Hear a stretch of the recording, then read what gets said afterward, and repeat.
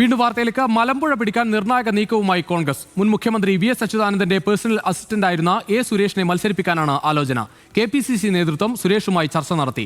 ഇടതുപക്ഷക്കാരനായി തുടരാനാണ് ആഗ്രഹമെന്നും സ്ഥാനാർത്ഥിയാകുന്നതിൽ അന്തിമ തീരുമാനം എടുത്തിട്ടില്ലെന്നും സുരേഷ് പറഞ്ഞു. സുരേഷ് പാർട്ടിയിലേക്ക് വരുന്നതിനെ പാലക്കാട് DCCയും സ്വാഗതം ചെയ്തു. CPIM-ന്റെ പാലക്കാട്ടെ കുത്തക മണ്ഡലമാണ് മലമ്പുഴ.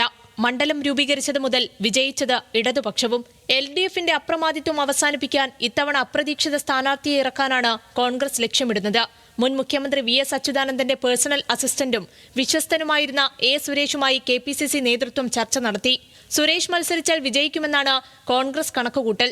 കോൺഗ്രസ് നേതാക്കൾ സമീപിച്ചെന്ന് സ്ഥിരീകരിച്ചെങ്കിലും സ്ഥാനാർത്ഥിയാകുന്നതിൽ അന്തിമ തീരുമാനം എടുത്തിട്ടില്ലെന്നായിരുന്നു എ. സുരേഷിന്റെ പ്രതികരണം. ഒരുപാട് കാര്യങ്ങൾ സംസാരിച്ചതിന്റെ കൂട്ടത്തിൽ ഇതും പറഞ്ഞിരുന്നു. വാസ്തവമാണ്, നിഷേധിക്കുന്നില്ല. ഇടതുപക്ഷ മൂല്യങ്ങൾ എപ്പോഴും ഉയർത്തിപ്പിടിക്കണം എന്ന് ആഗ്രഹിക്കുന്ന ഒരാളാണ് ഞാൻ ഒരു പാർട്ടിയിലും ചേരാൻ ഇതുവരെ ഉദ്ദേശിച്ചിട്ടില്ല.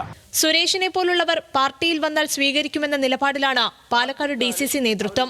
KPCCയുടെ നേതൃത്വം എന്റെ സമിതിയൊക്കെ ഉണ്ട്. അവർ കണ്ടെത്തി ഇന്ന ആളെ തീരുമാനിച്ചാൽ ഉറപ്പായിട്ട് അത് ചെയ്യും. സുരേഷ് വരികയാണെങ്കിൽ സ്വീകരിക്കും. ആരെ വന്നാലും ഈ പാർട്ടി സ്വീകരിക്കുന്ന പാർട്ടിയാണ് ഇന്ത്യൻ നാഷണൽ കോൺഗ്രസ്. മലമ്പുഴയിൽ എ. സുരേഷ് UDF സ്ഥാനാർത്ഥിയായാൽ ജനം ഇരുകൈയും നീട്ടി സ്വീകരിക്കുമെന്ന് VK ശ്രീകണ്ഠൻ MP പറഞ്ഞു.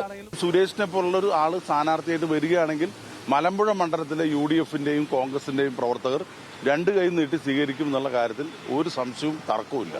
എല്ലാം ഉചിതമായ സമയത്ത് പറയുമെന്നായിരുന്നു പ്രതിപക്ഷ നേതാവ് VD സതീശന്റെ മറുപടി.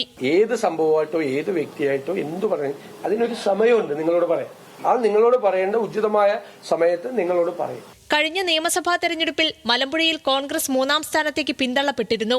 LDF സ്ഥാനാർത്ഥിയായി മത്സരിച്ച A. പ്രഭാകരൻ 25,000-ലധികം വോട്ടിന്റെ ഭൂരിപക്ഷത്തിലാണ് വിജയിച്ചത്. VS-ന്റെ കാലത്തെ സുരേഷിന്റെ ബന്ധങ്ങൾ വോട്ടായി മാറുമെന്നാണ് കോൺഗ്രസ് പ്രതീക്ഷ. വിവിധ ബ്യൂറോകൾക്കൊപ്പം ന്യൂസ് മലയാളം, പാലക്കാട്.